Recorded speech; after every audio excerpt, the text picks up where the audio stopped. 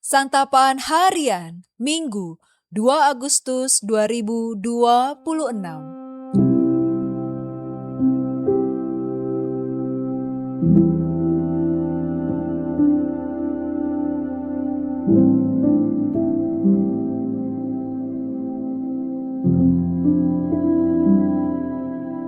Inilah program Santapan Harian, sebuah program yang mengajak Anda menelusuri isi Alkitab, agar Anda menemukan makna firman Tuhan sesuai dengan konteksnya. Santapan Harian tertuju bagi Anda yang ingin memiliki kehidupan rohani yang segar, kuat, dan sigap. Hari ini kita akan membaca 2 Korintus pasal yang kelima, ayat 11 hingga ayatnya yang ke-21. Namun sebelumnya, mari kita berdoa. Bapa yang penuh kasih, tenangkan hati kami agar siap mendengar suara-Mu. Tanamkan firman-Mu menjadi benih yang bertumbuh, menghasilkan buah kehidupan. Di dalam Engkau, Kristus Yesus, kami berdoa. Amin. 2 Korintus 5 ayat 11-21. Kami tahu apa artinya takut akan Tuhan, karena itu kami berusaha meyakinkan orang. Allah mengenal kami dan aku harap kamu juga mengenal kami menurut penilaian hati nuranimu. Dengan ini kami tidak berusaha memuji-muji diri kami sekali lagi kepada kamu, tetapi kami mau memberi kesempatan kepada kamu untuk memegahkan kami, supaya kamu dapat menghadapi orang-orang yang bermegah karena hal-hal lahiriah dan bukan batiniah. Sebab jika kami tidak menguasai diri, hal itu demi Allah. Dan jika kami menguasai diri, hal itu demi kamu. Sebab kasih Kristus menguasai kami. Karena kami telah mengerti bahwa jika satu orang sudah mati untuk semua orang, mereka semua sudah mati. Kristus telah mati untuk semua orang, supaya mereka yang hidup tidak lagi hidup untuk dirinya sendiri, tetapi untuk Dia yang telah mati dan telah dibangkitkan untuk mereka.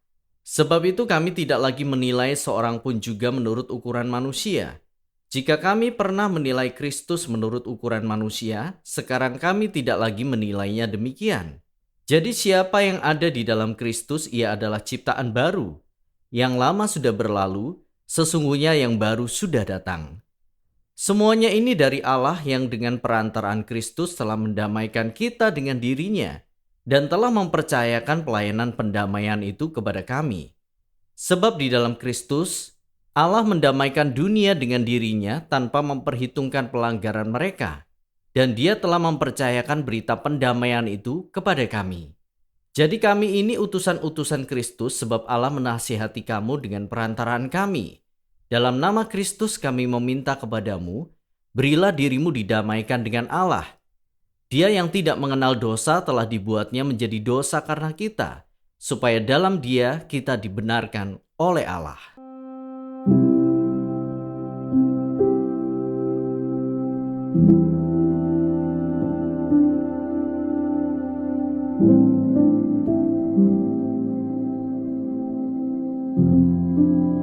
Sahabat Scripture Union Indonesia, Paulus menulis dengan kesungguhan hati tentang panggilan pelayanan yang lahir dari takut akan Tuhan. Ia menekankan pentingnya hidup yang dibaharui agar setiap orang percaya dapat memahami kasih Kristus yang menggerakkan mereka untuk menjadi saksi Allah. Paulus sungguh-sungguh menyadari kondisi manusia yang berdosa. Pemulihan atas dosa tersebut tidak bisa didapat dari upaya manusia sendiri. Jalan satu-satunya adalah Allah lah yang berinisiatif mendamaikan manusia dengan dirinya, dengan tidak memperhitungkan lagi pelanggaran-pelanggaran yang dilakukan oleh manusia. Dalam pendamaian tersebut terkandung makna bahwa Allah lebih dahulu berinisiatif mendamaikan dunia dengan dirinya sendiri. Karena itu, kita harus melihat tindakan Allah ini sebagai anugerah terbesar yang Allah berikan. Jalan pendamaian itu terjadi melalui karya, pengorbanan, kematian, dan kebangkitan Yesus, Sang Anak Allah. Melalui hidup Yesus kepada kita ditunjukkan kasih, pengampunan, dan kebenaran Allah secara nyata. Dalam kematiannya, Yesus telah menggantikan kita menerima maut. Sang anak Allah yang tidak berdosa itu dibuat menjadi dosa karena kita, supaya di dalam Dia kita dibenarkan oleh Allah. Pendamaian oleh Allah melalui Kristus ini bukanlah sebuah konsep atau doktrin yang tidak ada kaitannya dengan hidup kita sehari-hari. Justru, melalui kematian Kristus kita memperoleh kehidupan baru. Kehidupan yang tidak lagi berpusat pada diri sendiri, melainkan pada perwujudan karya kasih Allah yang mendatangkan damai sejahtera dan membuka jalan kepada hidup kekal.